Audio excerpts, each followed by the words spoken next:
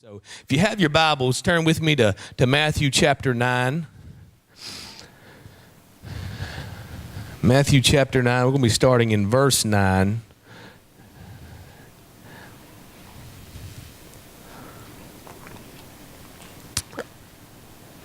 In Matthew 9, I want you to think of, I got three passages I want to share with you. And I want you to think of this one question about these few short passages is what did all these that I'm fixing to read to you have in common? Okay, it's pretty simple. So when I read them, I'm going to tell you when I'm stopping and starting anew. And I want you to think about what all of these have in common. The first one's in Matthew chapter 9, and it says, as Jesus went on from there, he saw a man named Matthew sitting at the tax collector's booth. Follow me, he told him. And Matthew got up and followed him. While Jesus was having dinner at Matthew's house, many tax collectors and sinners came and ate with him and his disciples. When the Pharisees saw this, they asked his disciples, why does your teacher eat with tax collectors and sinners? That's one. The second one I want to read to you is in John chapter 4. When a Samaritan woman came to draw water, Jesus said to her, will you give me a drink? The Samaritan woman said to him, you are a Jew and I'm a Samaritan woman. How can you ask me for a drink? Because Jews weren't supposed to associate with Samaritan women. And Jesus answered her, if you knew the gift of God and who it was that asked you for a drink, you would have asked him and he would give you the living water. And then it goes on and he says, go and get your husband and come back. And she says, I don't have a husband. And he says, I know, you've had 5 husbands, and the man you're with now is not your husband. Third one I want to talk to you about, in John chapter 8, the teachers of the law and the Pharisees brought in a woman caught in adultery. They made her stand before the group and said to Jesus, Teacher, this woman was caught in the act of adultery. In the law, Moses commands us to stone such a woman. Now, what do you say? They were using this question as a trap in order to have a bias for accusing him, but Jesus bent down and started writing the ground with his finger. When they kept on questioning him, he straightened up and said to them, let any one of you who is without sin be the first one to throw a stone at her. Again, he stooped down and wrote on the ground. At this, those who heard began to go away one at a time. And you just picture them, oh, Lord, that's me. Let me get out of here. I can't throw anything. I'd be one of the ones walking away right then. So they began to leave until no one was left. And it was only Jesus left with the woman still standing there. And Jesus straightened up and asked her, woman, where are they now? Has no one condemned you? And she says, no, sir. Then neither do I condemn you, Jesus declared. Go now and leave your life of sin. So what do all three of those have in common? Don't answer me. I'm going to give you the answer I want you to have because you can have a lot of answers right there. What do they all have in common? The thing that stood out to me about these is that Jesus ate with, he went up and started a conversation with, he stood up for, he was in the middle of the sinners, the people that had messed up, the people that we as church people don't hang out with, supposedly. He was in the middle with them. He was the one who says, you know what? Come in and eat with me. He was the one that says, hey, I don't condemn you. I'm here for you. I'll stand up for you. But you got to leave your life of sin. You got to leave it alone. He was the one who didn't beat up the woman who had 5 previous husbands and who was now with another man. Jesus was the one in the middle who pursued the sinners. And now it says the tax collectors and sinners were all gathering around to hear Jesus. This is in Luke. But the Pharisees and the teachers of the law, they began to whisper and talk. It says they muttered back and forth, this man welcomes sinners and eats with them. What in the world is Jesus thinking? He's a teacher of the gospel. He's supposed to be the coming Messiah. He's the one who's perfect in every single way. Why is he talking to sinners? Why is he able to go sit down with them? I would never let one of those come into my house. I would never ask him out for dinner. I'd never go in and step in whenever a woman was getting stoned because she cheated on her husband. I wouldn't do that. Why is he doing that? He's better than that. That's not the Jesus I know. Jesus stepping in for sinners. That's the people we're not supposed to associate with because we're church folks. And we're supposed to just hang out with church folks and do church folk stuff. The sinners do their own thing. You ever heard people or had people talk about you or gossip about you behind your back like they caught you doing something that you were trying to hide when you wasn't really trying to hide it? Let me give you an example. Like, man, you won't believe what I seen this weekend. Ooh, Pastor Brandon was up preaching the word Sunday. Monday when I went to El Toro, I was walking in and they had me waiting, and I looked across to the other side, not the side they set me on, but the other side over there, and I seen Pastor Brandon sitting there. And he was with this woman that was sitting there and her husband. It looked like her husband. And they had a big old picture of Margarita sitting on the table in front of that woman there. And what was he doing sitting at that table with them? Was he drinking on that? Why would he even be associated with them? Anybody ever done that to you? Or are you the one that's been doing it about other people? Because what you don't see is when stuff like that happens, you see, I was walking by and this woman was crying. And I stopped and asked her, "Are you okay?" And she says, "No, me and my husband, we've lost a child. And I don't know how to handle it. I don't know what's going on. And do you mind sitting down talking with?" Now, this didn't happen, but I'm just making an example. What you think you caught me in something. But I wasn't trying to hide it because I stepped in whenever I needed to step in. And I did what Jesus would do. Have you ever had that happen? Because it looks wrong, it's got to be wrong. Why would Jesus be eating with these sinners? Why would he have them at his house? Why would he go to Matthew's house and sit down with them and eat with them?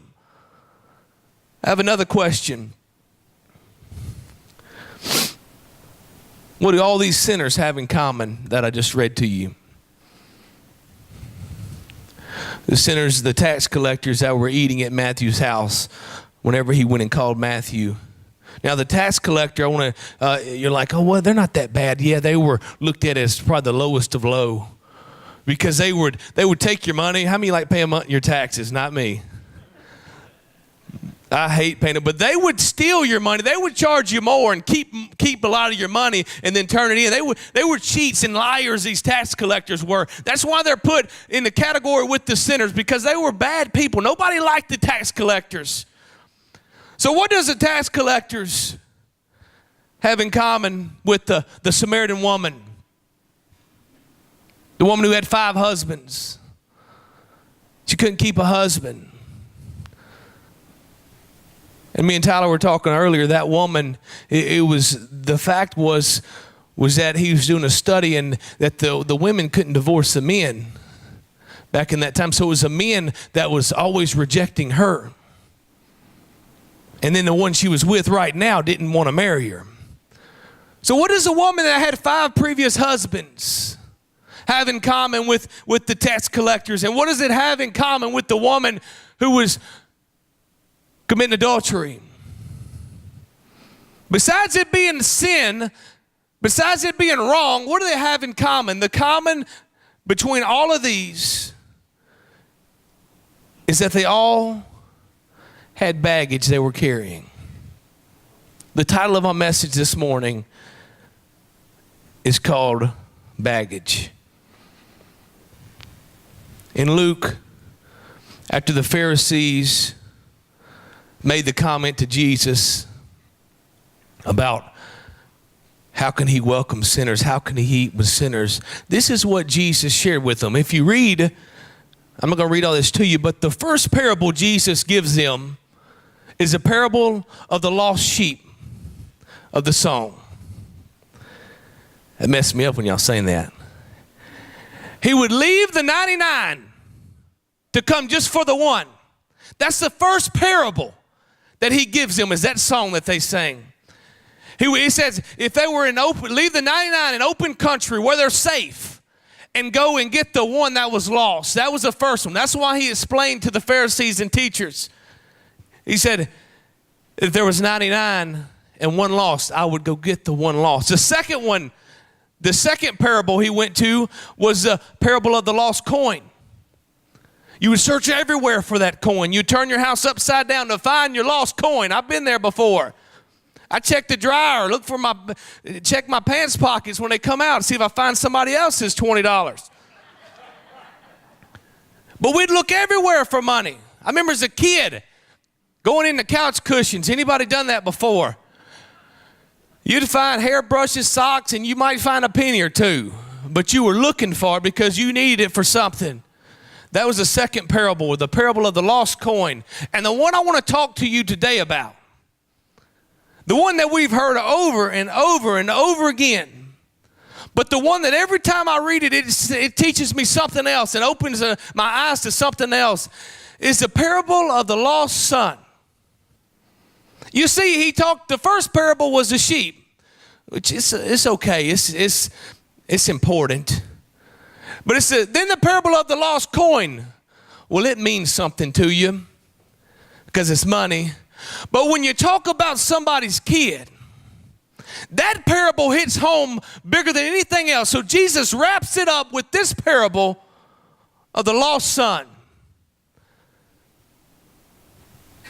Jesus continued, and there was a man who had two sons. The younger one said to his father, "Father, give me my share of the estate."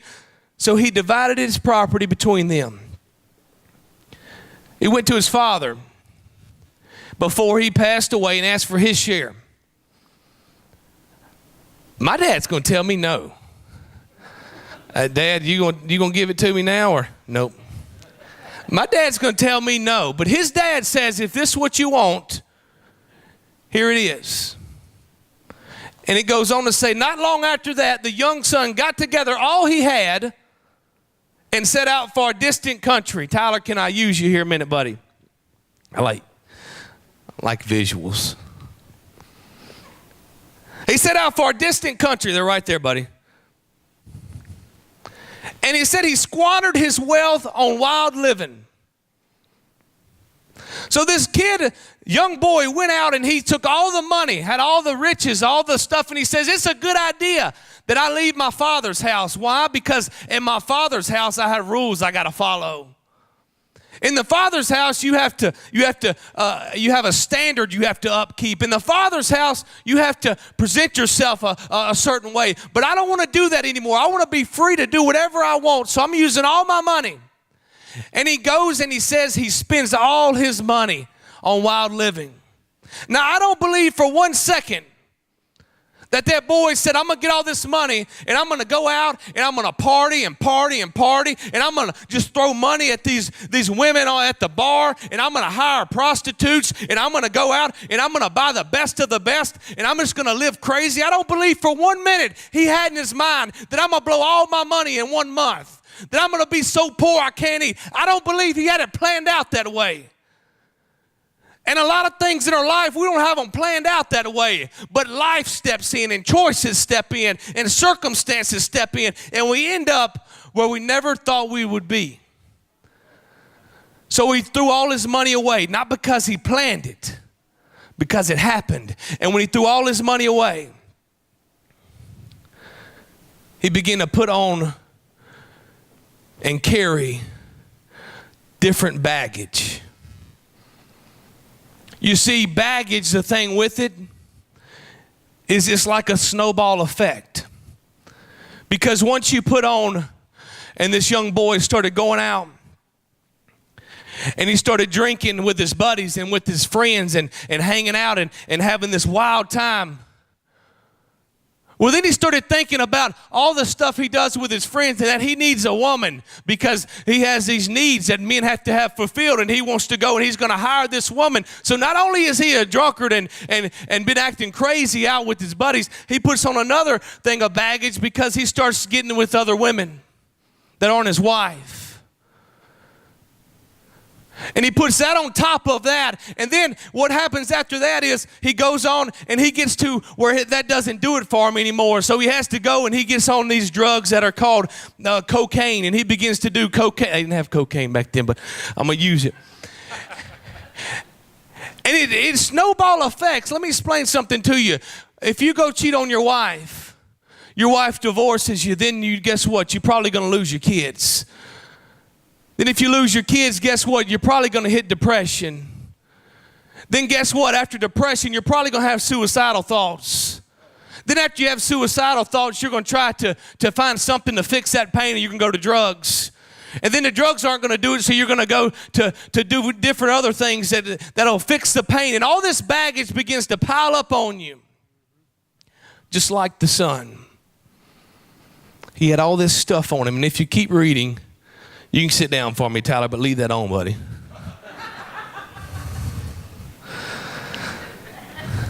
If you keep reading, he left his father's house without any baggage. He left it free, with money, with a life, and he thought that the grass was greener on the other side. But it says after he spent all his money, there was a severe famine in the whole country. And he began to be in need. You see, everything's all right when you don't need something. We're all doing good when we don't need God. But when we need something and we need God, that's whenever it starts getting bad. So he went and he hired himself out to a citizen of the country who sent him to his fields to feed the pigs. Now, this is where it gets interesting. He longed to fill his stomach with the pods that the pigs were eating, but no one gave him anything. Y'all remember that right there.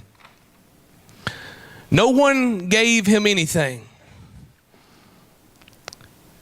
The young son was so desperate, no one gave him anything to eat, anything for hope, anything for a way out. But it says when he came to his senses, when he came to his senses, he said, how many of my father's hired servants have food to spare, and I'm here starving to death? Literally. I will set out and go back to my father and say to him, Father, I have sinned against heaven and against you. I'm no longer worthy to be called your son.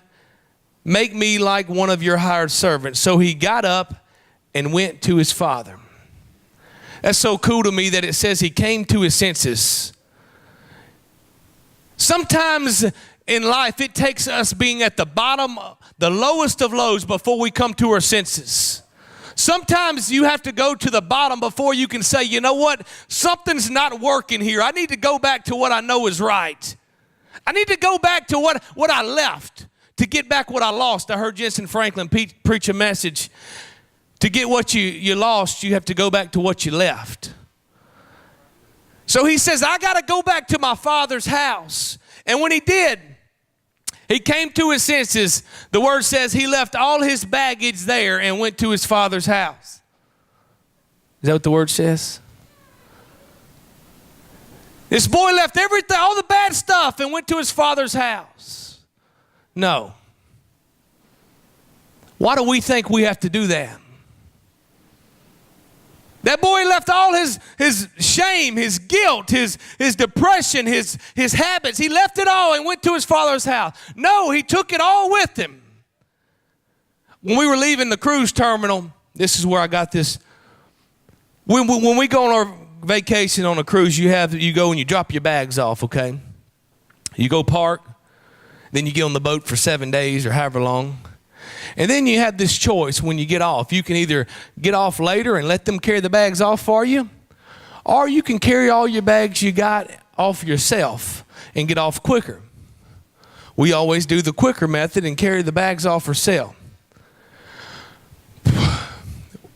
when you have 3 kids and a wife and myself for 7 days, and I like carrying a lot of shoes. My wife gets on to me all the time. You're not going to wear that, Brandon. You don't need 2 jackets. It's summertime. You don't need this. You don't need that. I bring all kinds of stuff, okay? I bring extra stuff. But what if, what if this? What if? And I'm going out of this terminal here, and I have a suitcase that I'm rolling.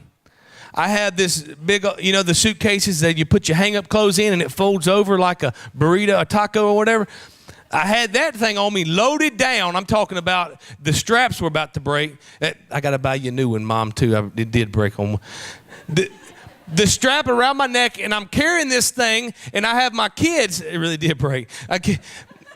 I'm carrying all this stuff, and I got our documents under my arm, like your birth certificate and all that stuff for all the kids. And Kaylee's got her bag and a few things. And then you have my kids that are about to cry because they got one bag with wheels on it, They're whining over here.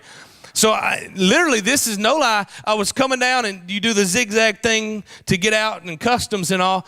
And I'm kicking this one bag with the wheels on it. It has 4 wheels. So I'm kicking it, and this strap is really killing my shoulder. Finally, I see the end of the zigzag thing, okay? I hope I'm making sense to you. There's a spot where, like when you're in a carnival ride or something, they make you go through all this stuff, and you can just get right there, you know what I'm saying? But you got to go through all. I seen where we need to go. So when we got to the end of that one zigzag, I put all my baggage over there. And I said, whenever we come out, I'll get it. So instead of me kicking it around, it was a relief to have all of this stuff off of me for just a little while. And I was walking around, and I went through all the turns and bends that keep the people in line, and I finally picked them up at the end. But what I'm getting at was that stuff was so awkward to carry. I'm hitting people, bumping people. I'm kicking a suitcase. I'm trying to hold everything. When we stop, they say, have your documents out. So I'm kicking, undoing, getting birth certificates, all this stuff because I got all this baggage that I'm carrying. And this son comes in, weighed down by the sin, weighed down by depression, weighed down by being upset, being just tired and weary, being just in this bad spot where he feels unworthy to do anything, and he's having to come back to his father that he left, that he said he'd never be back. I'm never going to come back. I'm not going to move back home. I'm doing this on my own, and he brings all of this baggage with him. And here's where I want to pick up. It says, but while he was still a long ways off, his father saw him and was filled with compassion for him. And he ran to his son, threw his arms around him, and kissed him. And what me and Tyler were talking about earlier was that a lot of times when you hear this story, you think that the son comes running to the father. But if you read the scripture, it says that the father seen him a long ways off. Now, he had no indication that the son was coming back at this time.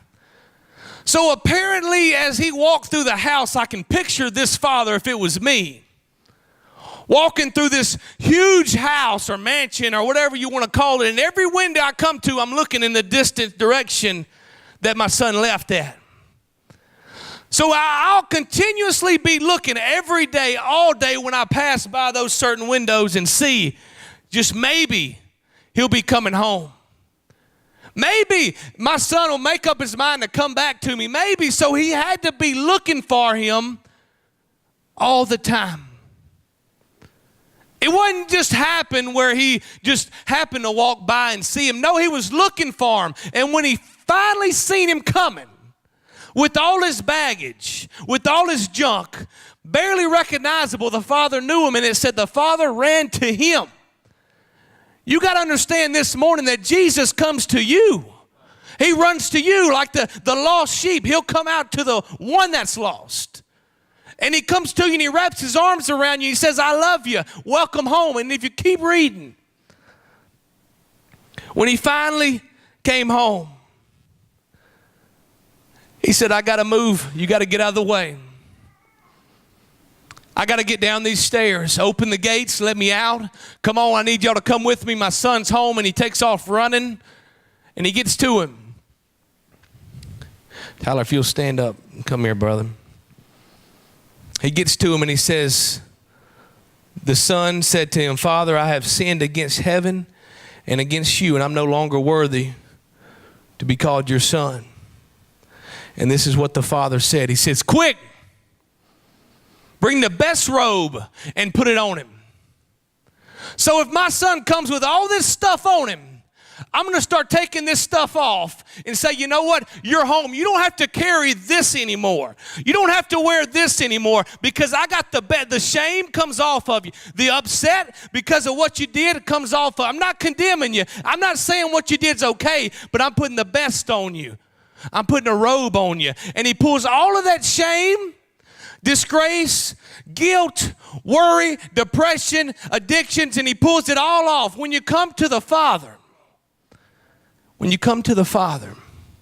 we think we have to come in looking like this with no issues. You missed a spot right there. With no issues, no problems, no past, no mistakes, no things you're still holding on to. We think we come to church and have to look like this when Jesus is saying, when the Father's saying, no, you come however you are. You come dirty, you come clean, you come with a ton of baggage, or you come with one thing of baggage. It doesn't matter. You come to me, I will clean it up. I'll clean you up and put a new robe on you. He says, go get new sandals and get the ring and load them up because you are home. I believe that God does the same thing for us.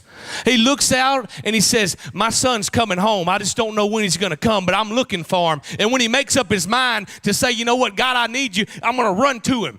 Whenever he makes up his mind and comes to his senses and says, God, I want to be saved. I want to give my life to you. Whenever you make up your mind and you say, I got to change. It's not working. I'm hungry and nobody will give me any food. When you make up your mind and say, I got to come to my senses, and you go towards the Father, he comes running to you. And that's what the whole principle of this story that I got out of it is, that God will come running after you if you just come to your senses. Don't worry about your baggage or your past or what you've been through, because Jesus is waiting on you to come. He put a ring on his finger. Thank you, Tyler. And sandals on his feet. And he said, bring the fatted calf. Let's have a feast and celebrate. Now, a fatted calf. The fatted calf, if you look it up, it is used in like a festive environment when someone comes home. The fatted calf is in preparation. Like say if, just for instance, like an army goes out, and they know they're supposed to be home on this certain day. They have the calf prepared, and it's fatted calf. It has the best, the sweetest of the backstrap or tenderloin or whatever. It has the best of the best. It's fed protein or whatever you want to feed it to fatten this thing up. So it's a nice, healthy calf for the celebration. It's the best of the best. So how did the calf get fatted if the dad didn't know when he was coming home? You see, he didn't know when he was coming home, but he knew he was going to come home.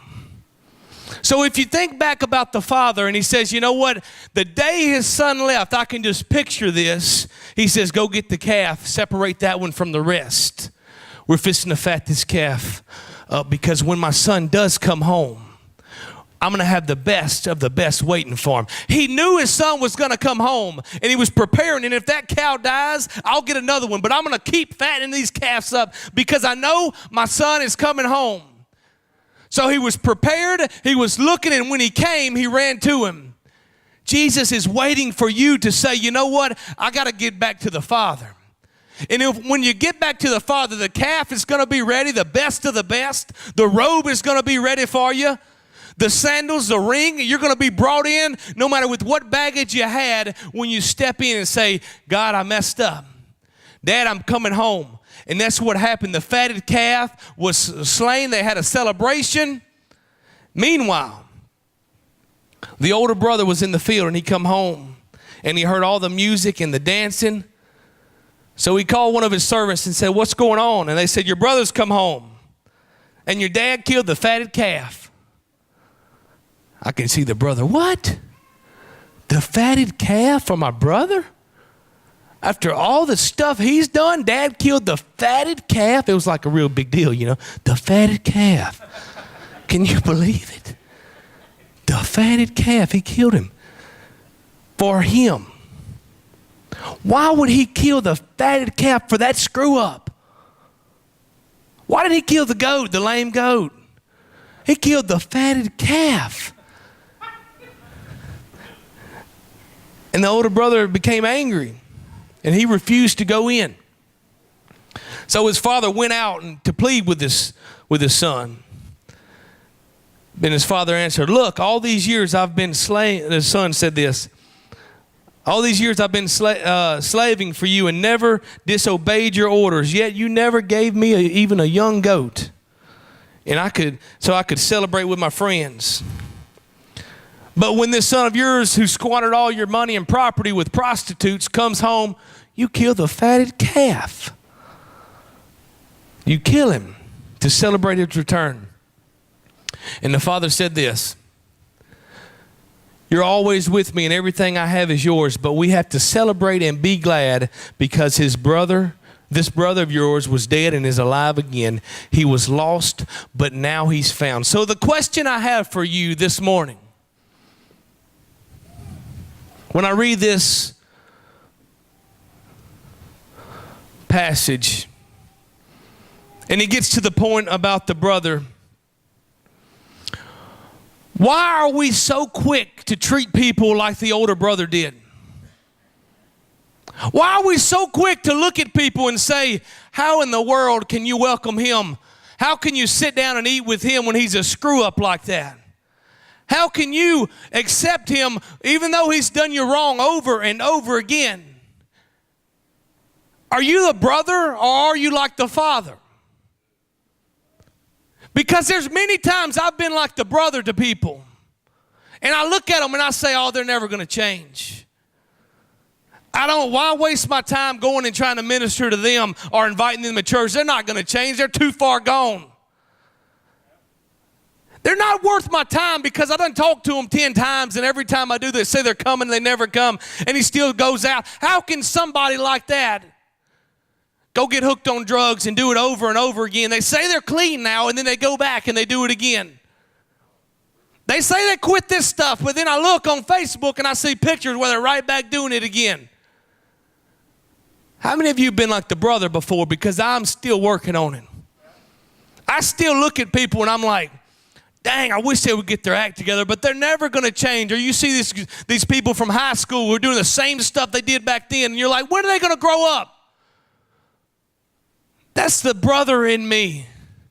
Being like the brother who says, why would God kill the fatted calf for them when I've been going to church? I've come every Sunday and I only miss when I go on vacation and I get up and preach sometimes and when I do announcements or if I go and pray for somebody. Why would God give them all of this when I've been here this whole time? We look at them like a brother a lot of times whenever the word of God says, be holy as I am holy. I think it's in Peter. Be holy as I am holy. Are we actually being like Jesus? It says, I am the way. Are we being the way for people? You see what happens when people come in and we see, can I use you one more time? That shirt is some baggage, okay? I like using, it is, it's trash, man. But the guy comes in with baggage on and we look at him. I love you, Tyler. And we look at him and we say, that girl, she's been running around town her whole life. She's never gonna change. I'm just saying that, y'all. She's never going to change. She's always going to be that way. And ladies, you look at her, you walk by and you look at her and say, that's the same old the same way she was in high school. That's the same. And we don't even go up and try to minister to them. I'm bad about it. I'm looking and I'm saying, or this guy who's always been hooked on drugs.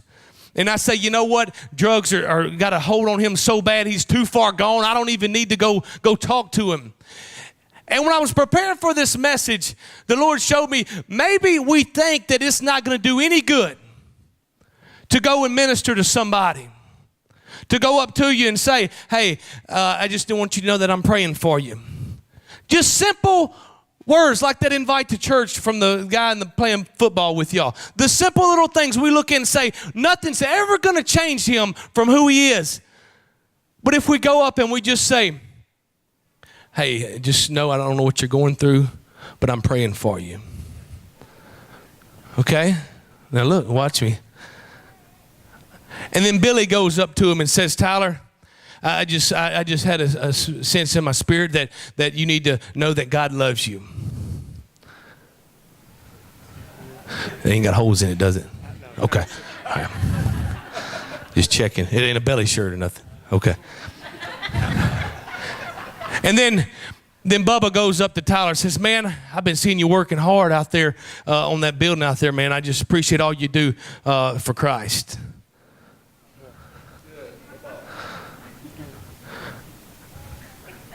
And people, one by one, look at somebody. If we would get this mentality that Jesus shows love to the sinners. He sits down and he eats with the sinners. He sits down and he talks with the sinners.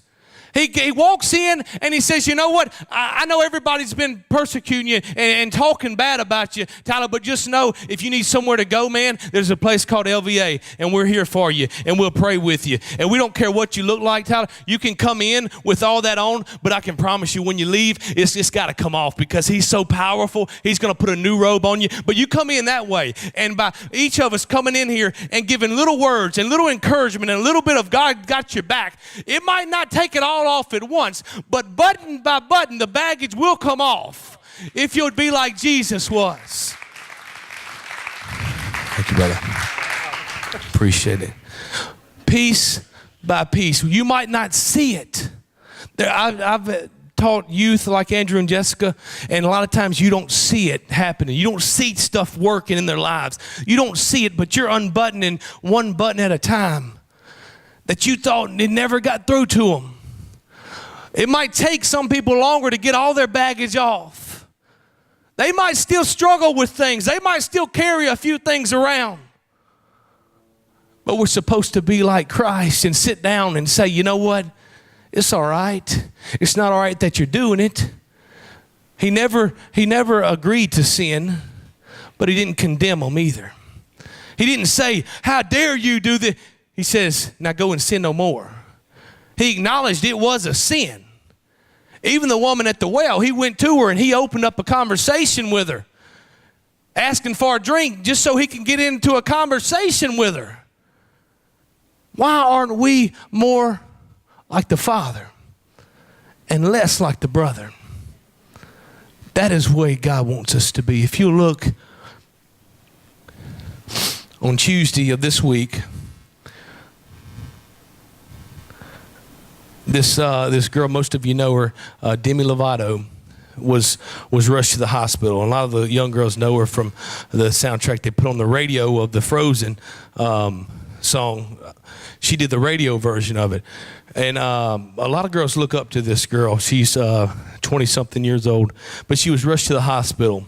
And they said she had a heroin overdose.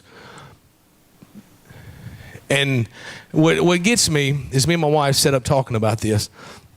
She just celebrated her 6th year of being sober. 6 years of being sober from whatever it was. And that was in March of this year. So 6 years in March. 3 months later, that'd be June, she released this song. That song was done 3 months, last month in June. In March, she celebrated 6 years. And Tuesday of this week, she had a heroin overdose. This young 20-something-year-old famous singer who has all this baggage on her life, all this stuff that she's carrying around. And she tells people through her song that she's messed up, that she's lonely, that she done relapsed and she's not sober anymore. And she's looking for food, but nobody gave her any. They given her, like the lost son says, I was hungry and nobody fed me. She's getting fed all of this stuff that doesn't fill her.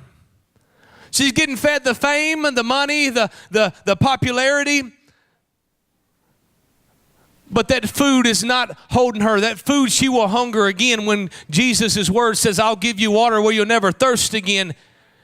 This girl was lost and lonely, and I began to look at this, and it all plays in my head how it's not that breaks my heart because it was her. Not because she's famous, or not because people know her. It breaks my heart because it happens every day around us. People we know, people down the street, people that don't get publicity like this about it, but it happens to normal people that are lonely, that are hurting. And I read the comments they wrote on this song before she had her overdose. They said she wouldn't be worth the rope she hung herself with. They said she's the next one that's going to commit suicide. They said she's the one who would be good use for one thing and one thing only. Just terrible comments. And we do it all the time when we see people on TV. We're like, I can't believe they would even put them on. I can't believe they do this. And we do it with people around the corner that we see. And we talk bad about them. And we're steady putting the baggage on instead of helping take it off.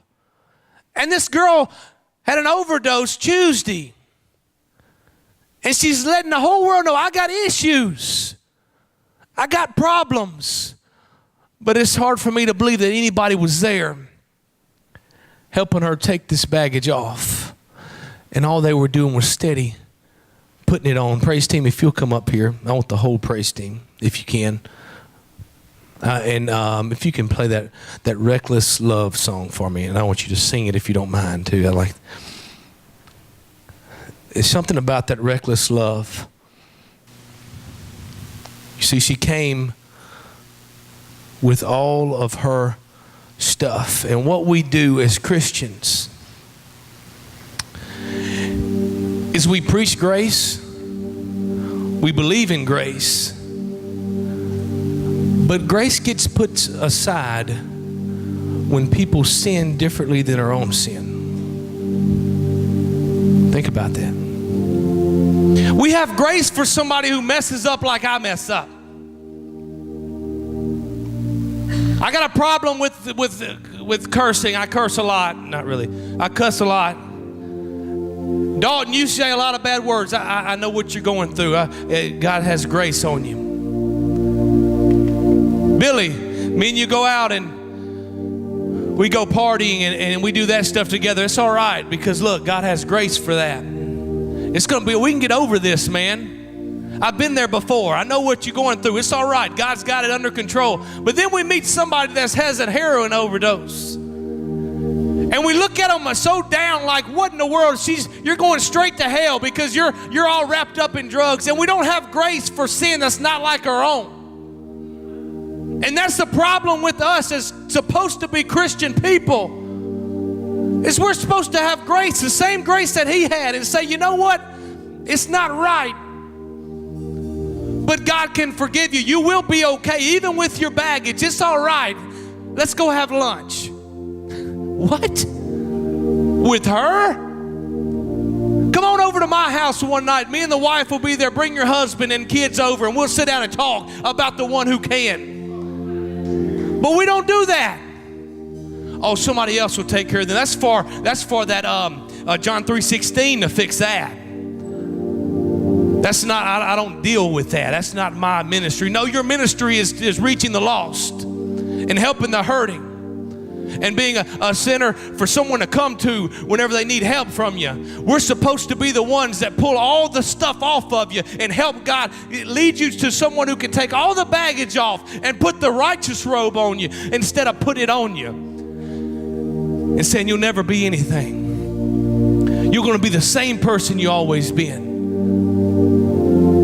You can't go talk to the people that do that stuff. No, Jesus did. Jesus stepped in the middle where they were. And he had grace, even though he didn't go through it. If you will, if you'll stand with me this morning.